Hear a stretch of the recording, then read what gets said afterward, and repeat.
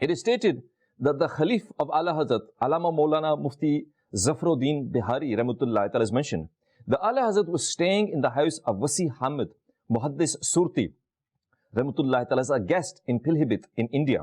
One day during a conversation, a book of fiqh was mentioned which was kept in the library of Muhaddis Surti. Having heard the name of the book, Ala Hazrat Rahmatullahi Ta'ala said that I've not seen this book. Can you lend me this book? And when I go back to Bareli Sharif, so lend me this book for when I go back to Bareli Sharif. Muhaddis Surti Rahmatullahi Ta'ala, happily he accepted it and he brought the book and he presented it to Ala Hazrat saying this, please return this when you have studied this because you have many books, but I only have a few books through which I'll give fatwa, and this is one of them. So Ala Hazrat had loads of books. So this person said to him, look, I'm giving you this book. Read it, by all means read it, study it, but please give it back to me. I don't have many books, you have a lot of books, and I need these books for my reference. Ala Hazrat Rahmatullahi Ta'ala accepted that book. On the same day, he had to leave for Bareli Sharif. But due to the invitation of a devoted disciple, he had to stay one more day.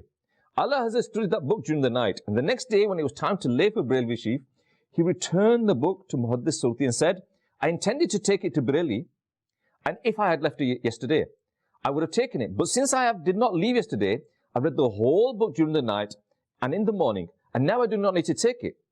Being extremely surprised, Muhaddis Surti Rahmatullahi Ta'ala said, was it sufficient to read it only once? Because normally when you're studying a book, viewers of the channel, you know, sometimes you'll study a certain book. And certain books you can pick up, and I've had this experience. There's certain books I can pick up and I can read 20, 30, 40 pages. And I've got the, you know, you understand what's happening there and you've understood what's going on. But certain books, certain fiqh books, certain, you know, strong books, when you pick up the book, you end up reading half the page and you think, hold on a minute, read it again, read it again, read it again. And you know, you have to probably read certain things, you have to read 5 or 6 times to fully grasp an understanding of it. So Muhaddis Surti said to him that, you know, you've only read it one time, is that enough? Because obviously you're going to utilize this book, you're going to utilize it going on, you're going to reference this book. Is it enough for you to read it once?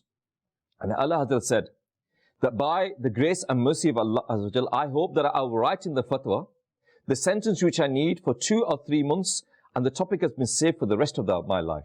That I'll be able to reference this book, I can remember everything that's in this book, and I'll write fatwas related on this book, and the references will stay in my memory for the rest of my life. This quality, viewers of the channel, he had so much passion for yearning that, you know, sometimes, you know, many of us, we acquire books.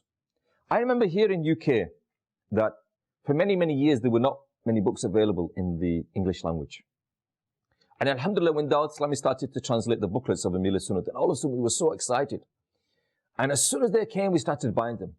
But then what happened is we were buying them, but then what we started to see is that people were buying them, but not reading them. And people started to put them on the shelves, you know, so that we've got the full collection, we've got all the books there. So it's one thing buying books. I remember there was one book that I remember was released. And I remember speaking to some brothers later on, and I said, look, you know, I read it. It took me a couple of months to read that book, and I finally completed that book. Have you read it? And they said, no, we read the first 10 pages. Oh, we read the first 15 pages. We read the first 20 pages. But this is, again, is what happens with that when books come to us, they should not be decoration pieces.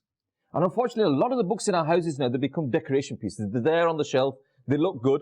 And you know what we try to do is we try to buy, you know, when there's multi-volume books, when there's a book that's 8 volumes or 10 volumes, we'll buy that one that looks nice from the outside. So the title's written in Arabic and it's written over the 10 volumes and it completed over that. And it was really nice on the shelf. So it becomes a beautiful decoration piece.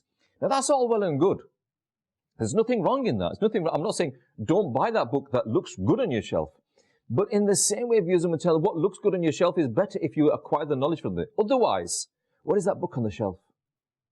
What is that book on the shelf if you're not utilizing that book? What is the book on the shelf if you're not benefiting from that book, if you're not reading from that book?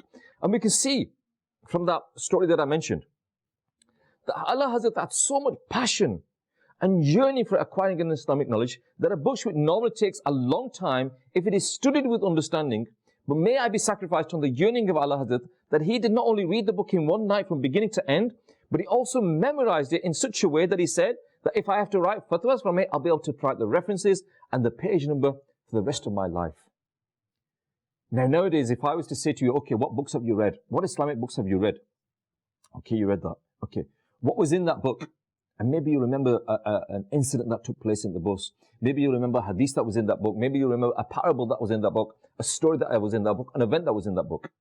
Okay, fair enough. MashaAllah, very good. Give me the page number. Give me the page number where you read that book. Allahu Akbar. Now it would be difficult. And from this you understand now, viewers of Madani, that Allah Hazrat, he had this great passion that he didn't just read the book for the sake of reading. He read it, understood it, and memorized it.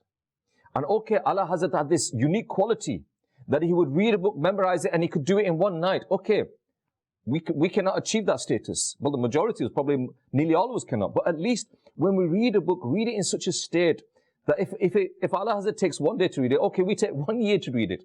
But we read it in such a state that we remember it. We can take references from it. We can benefit from it as well. We love Madani Channel. We love Madani Channel. We love Madani Channel.